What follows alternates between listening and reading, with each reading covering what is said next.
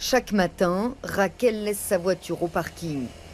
Pour se rendre à Gibraltar, où elle travaille comme 5000 autres Espagnols, cette infirmière a choisi de passer la frontière à pied.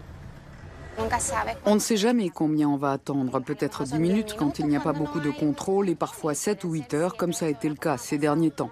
1 heure plus tard, les embouteillages commencent. La Guardia civile espagnole procède régulièrement à ce type de contrôle aléatoire, officiellement pour empêcher la contrebande, de tabac notamment.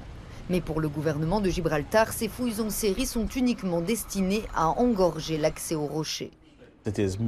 C'est une punition moyenâgeuse. C'est une tentative de l'Espagne d'étouffer Gibraltar. Je pense que c'est absolument honteux. Si des contrôles sont nécessaires, c'est 24 heures sur 24, et pas quand le ministre des Affaires étrangères décide de punir les habitants de Gibraltar. Une mesure de représailles en réponse à l'installation en mer de 70 blocs de béton. Objectif affiché par Gibraltar, former ici un récif pour les poissons. L'Espagne affirme quant à elle qu'il s'agit d'entraver l'activité de ces pêcheurs. Gibraltar a enlevé le pain de la bouche à ses pêcheurs, des gens humbles. 300 familles, 70 bateaux, et tout ça sans aucune raison. Depuis 3 semaines, le bateau de Manuel El Pato met donc le cap sur une nouvelle zone, à l'ouest du rocher. Spécialisés dans les poissons volants, les 4 pêcheurs sont obligés de s'éloigner de Gibraltar pour travailler sans risquer d'abîmer leur matériel.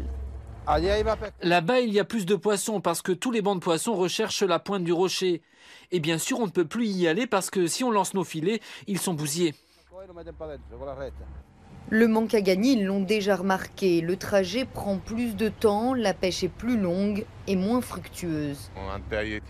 Avant, on jetait nos filets là-bas.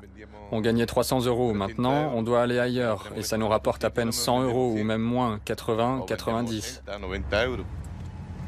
Le gouvernement espagnol a promis qu'il les aiderait à compenser leurs pertes, notamment par le biais d'un péage de 50 € pour entrer à Gibraltar. Une mesure qui suscite l'indignation sur le rocher et qui ne parvient pas complètement à rassurer toutes ces familles qui vivent exclusivement de la pêche.